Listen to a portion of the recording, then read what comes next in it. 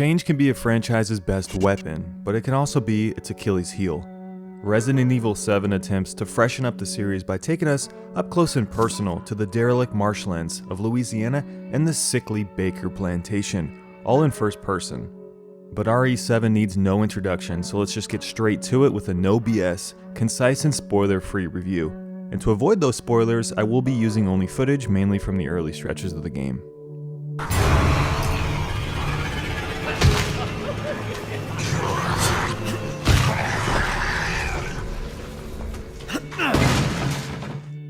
So Resident Evil 7 attempts to bring us back to the roots of what made the franchise so great in the first place: horror and claustrophobia.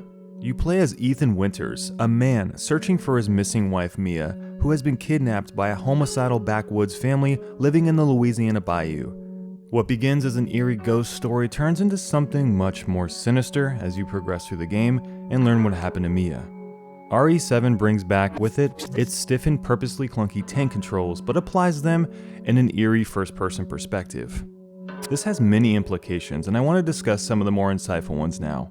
Let's look back at the original Resident Evil recipe and how it had to be reorchestrated for RE7. The classic Resident Evil, equipped with pre-rendered backgrounds and no camera controls, delivered this really sterile, nail-biting experience because you had no idea what was around the next corner.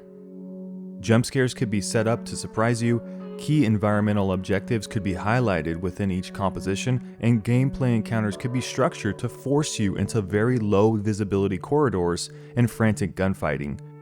It created this nerve-ending tension because it was difficult to react to things. You never truly felt in control. RE7 attempts to relive this oppression by using a first-person application.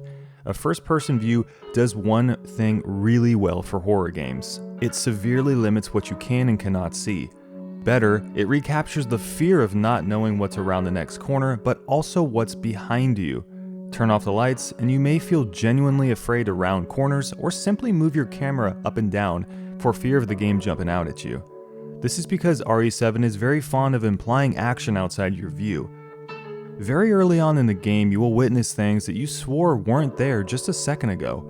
Chairs overturned in hallways you just passed, lights flickering in lamps that were turned off seconds beforehand, and the footsteps of the unknown trembling behind you in the bayou.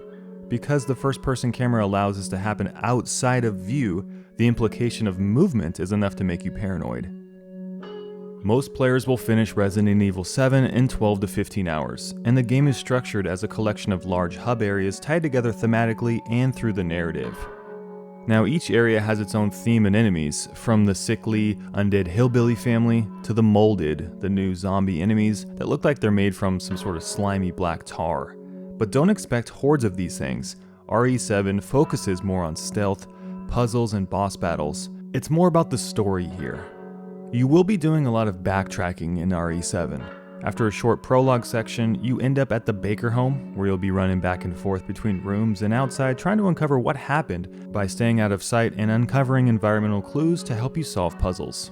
Shortly after your capture and the dinner scene, you escape and battle Jack in his garage before moving on to the greenhouse, home to buzzing insects, a rotting marshland, and a creepy house maiden.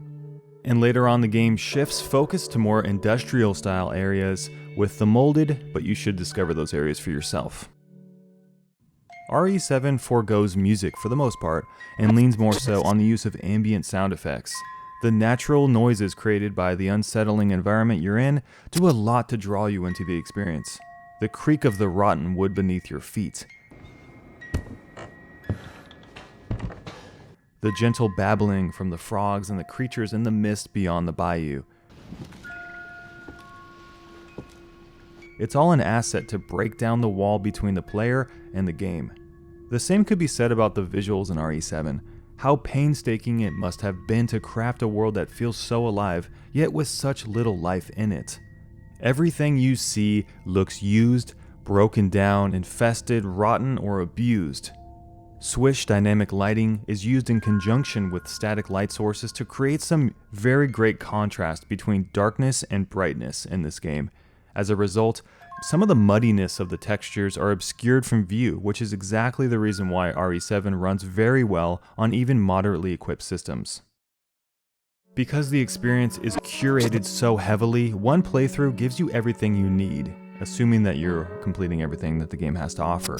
The tightly organized package of RE7 does manage to achieve the tone of the original games, but some level of randomness would have gone a long way to spice things up and create replayability. But as with any survival game, the first playthrough is usually the best one anyway. Also, the early game in RE7 seems to be its best asset. It's highly detailed and extremely well paced, things that seem to get a little cloudy as the game enters the later stretches. RE7 drew me in immediately, and gave me just enough twists and turns to never let me go during my over dozen hours with it.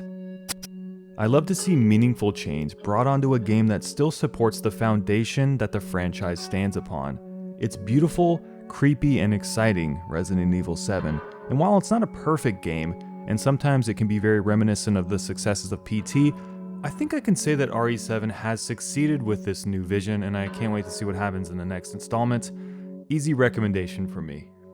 Hey, thanks for watching, guys. If you enjoyed the video, by all means hit the thumbs up button for me and subscribe if you want to see more reviews in the future, because they are a-comin'. Alright guys, have a kick-ass day. We'll see you next time.